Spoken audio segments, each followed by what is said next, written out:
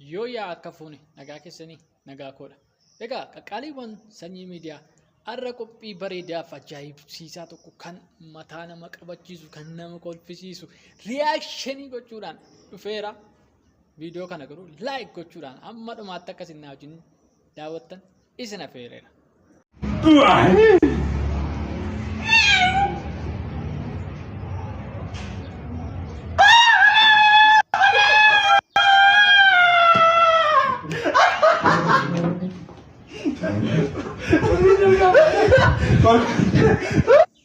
Wantichi tartaraal kofalchiisuudha. Amaanelii bira gaafa ga'u hundumti isaanii garuu hin kolfan. Amaaneliin baay'ee nama kolfisiisa. Waaqonis si'a baay'ee miidiyaa irratti gaafa hin darbu garuu amaaneliin baay'ee nama kolfisiisaadha. Gaafa kuwaasiin isa bira ga'u hundumti isaanii hin kolfani. Nama tokko duwwaatuun kolfachi keessa isa isin ilaalan kolfisiisaaf hin dhiisaa isaatti fufne jechuudha olii hojii.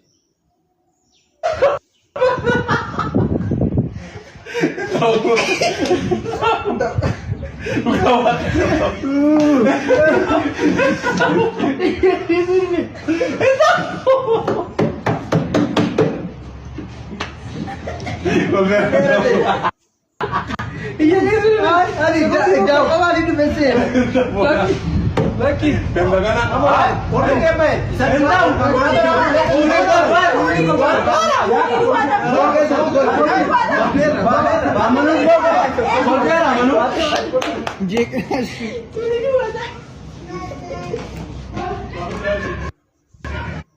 Waaqooni kennaa yookiin waaqoon daanqoo maaliif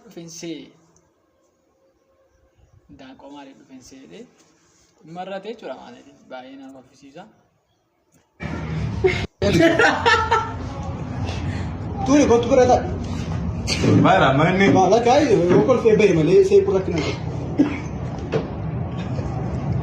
Tiga ni, dah berapa lama ni? Tiga ni.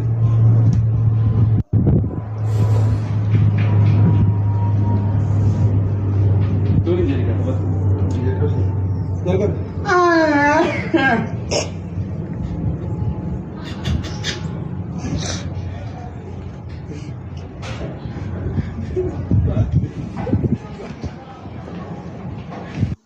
Dia ni kau terima.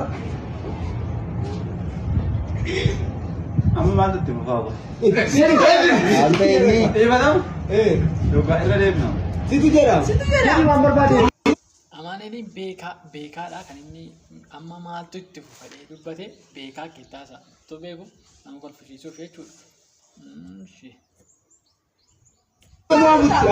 Injeta yoonni kolfire ta'e ifatti laata inni mooji amma abbaan ta'u kolfattu wal maddisiisu jirtu.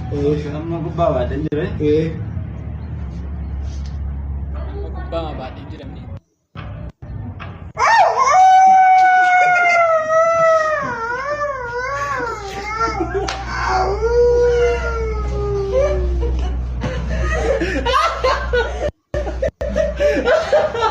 Awan tu mana? Baik, baik. Dah.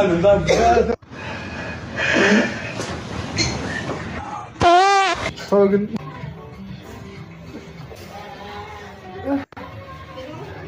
Torban kana dortomna yaadini rifeensa isaafirraa kaasee aftaamuu lamuu fakkaateera jechuudha. Sooshaal miidiyaa garaagaraa irratti beekamaadha. Feesbuukii irrattis gadhiiseera. Wanta inni kan godhe garuu beekamu aftaamuu lamuutii qatti ta'a. Viidiyoo koolii gaafa inni dabaluu fi waa malee akkasiin goone ittiin aftaamuu lamu. Yookiin namni kun fuuchuu hammataa malaateera sapiraayiz nu gochuuf jedha fakkaata. Jaallaga.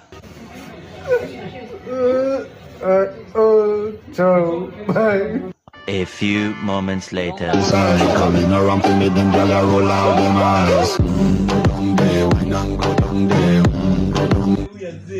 Afande huyo. Afande mo. Kumbe salute. Yo afande. Itee kufa yookiin milishaa seettanii amma itee kufaadhaa fi yookiin milishaadhaa. Mucaan kuni sirriimatti fakkeessite jechuudha. Mucaan xiqqaa kuni.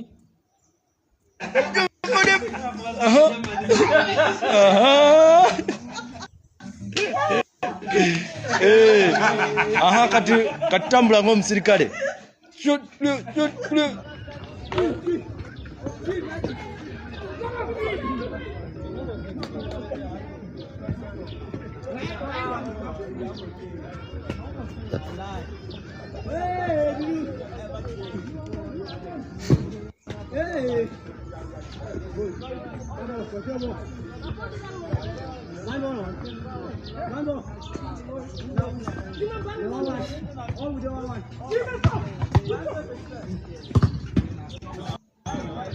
Asirratti beekaa kaameraa fanii makana waraabuu fi kwaasii wayii bukkeetti wantichi kaameraa makana waraabuu jedhanii mucaa ofirraa kaasee jechuudha. Kaameraan kun waraabamaa jechuudha itti fufee. Jaayinoo muddi.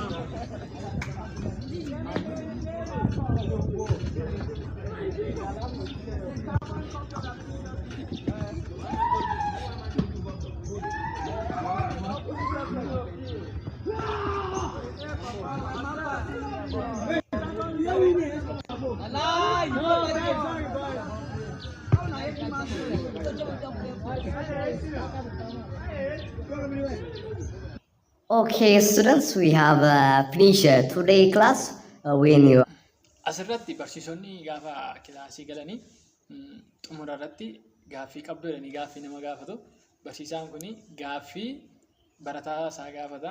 Gaaffii barataan isaa gaafatu sun immoo deebisuu fi dadhaba. Kanaafuu muudimatti barsiisonni qabatanii yookiin siisteemii ittiin barsiisonni gaaffiin barataatti cimu ittiin ba'anidha. Mucaan kun Oromoo baay'ee hojjeta. TikTok isa follow fi godhaafi.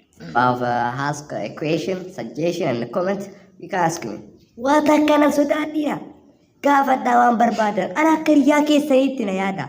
Akka obboleessa keessatti na yaada gaaffii gaafadha. Rakkoon tokko hin jiru. Gaaffii abbaan qabdan. Any question, any suggestion, you can ask me. Okay, teacher, thank you. When we are intelligent and we are passing of the path on the ways of the life, what we can change our life and the way what we can change our strategy, our business, our mind. So how we can change it, teacher? Please, we can ask me this. Very good question. Very good. Very good question. Garu. Borii fi siigan hojii manaa godhadhu har'a jimaata miti wixata gaafa dhuftu isii ma gaafatte kana hojjettee dhuftu siin gaafadha tole gaaffii gaariidha garuu bora ofuma keetiif hojjedhu kottu wixata gaafa dhuftu. Gaaffii biraa jira gaaffii biraa jira.